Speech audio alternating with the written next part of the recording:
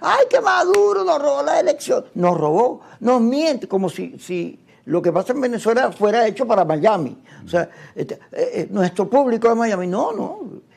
Pero ella lo pone así y empieza a fastidiarlo, ¿no? Con las habituales cosas que desde Miami se dicen sobre Venezuela. Y él dice, sí, sí, sí, sí, pero eso tiene que terminar en una negociación.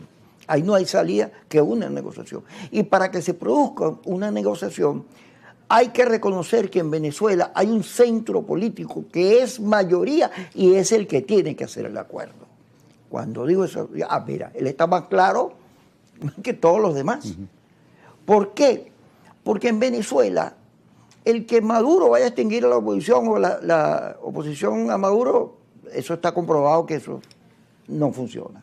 Pero el que Trump vaya a invadir Venezuela y a Maduro, menos que desde aquí vayamos a agredir al imperio, eso tampoco está planteado. Está planteado un nivel de formulación política de la geopolítica, porque lo que estamos viendo ahorita no es solo el cuento local, es el cuento completo, el petróleo, las guerras, Latinoamérica.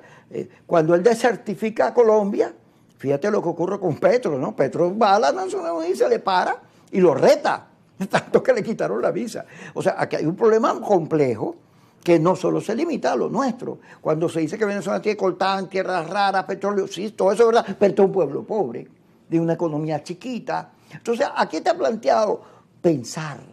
Y tú no puedes pensar si tienes rabia, si tienes una factura, unos dolores, porque si lo haces así, con la rabia, lo que te dan ganas es matar, de vengarte, y eso no sirve. No sirve hoy, no servirá mañana ni nunca, porque el destino de la raza humana no es un destino animal, estar miando el territorio y comiéndose a los más débiles. No, si uno aspira, si uno sueña, no puede seguir dejando que las emociones priven sobre el cerebro. Has dicho una frase que me gusta mucho, que es que, digamos, si te dejas dominar por el rencor, no puedes pensar. En esta me conseguí una frase de Ortega y Gasset que dice, el rencor es un derramamiento del resentimiento. O sea, el rencor, por eso el rencor es propio de resentidos, de acomplejados. Si algo se requiere en Venezuela es pensar con profundidad, pensar con amor en el país, no con ambición. Mira, yo no he visto la entrevista de Juan González, he visto algunas notas por ahí, él conoce el caso venezolano, bueno, por el cargo que tuvo en la Casa Blanca, y tuvo todo ese proceso de negociación fallida de Biden, que fue una negociación muy fallida. Yo he hablado recientemente con alguien que yo digo que es el funcionario americano que mejor conoce la realidad nuestra, que es el embajador Story.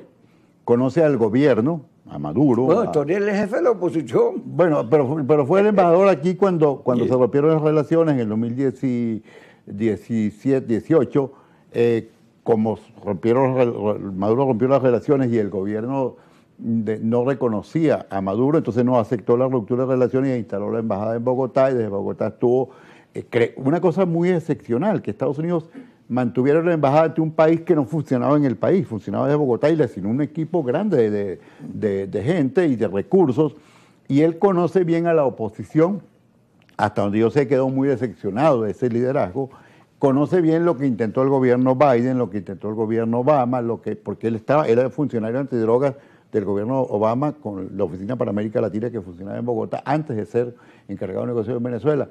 Y él, que ha hecho unas declaraciones en varios medios aquí, con este mismo argumento de que esto en Venezuela la única vía es una negociación. Ahora, tiene que ser una negociación en serio. Y yo, en ese sentido, creo que el gran dato es que Trump es un gran negociador, pero en serio. Cuando llegó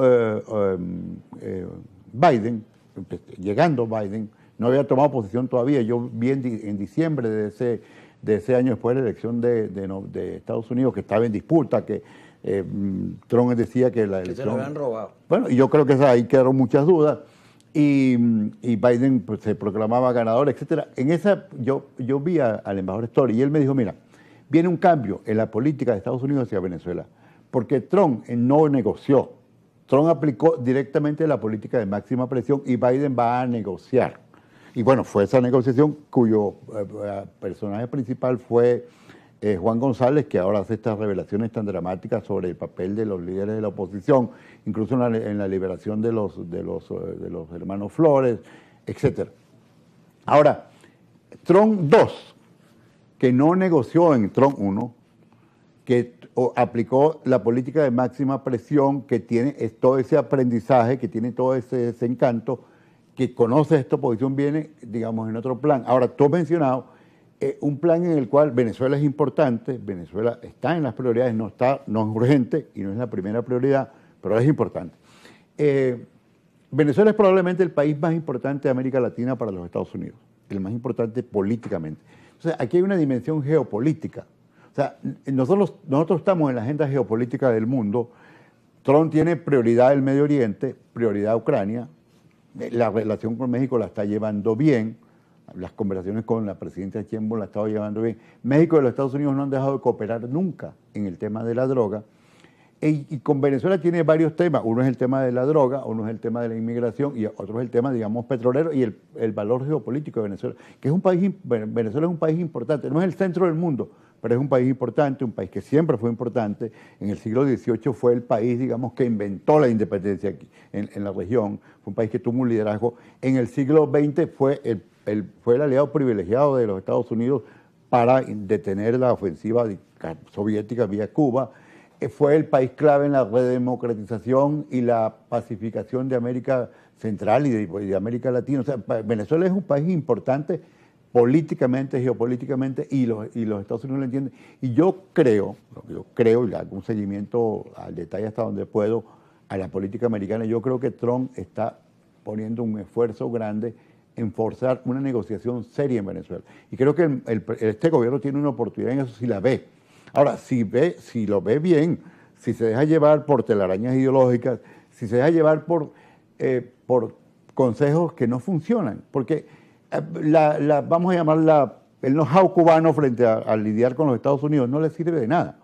Porque primero, Fidel Castro se jactaba de que él había visto pasar 8 o 10 presidentes por los Estados Unidos y él seguía ahí. Bueno, seguía ahí porque a los Estados Unidos no le importaba que siguiera, porque cuando hubo la crisis de los misiles se comprometieron a que no iban a tocar eso, porque Cuba no era un país relevante.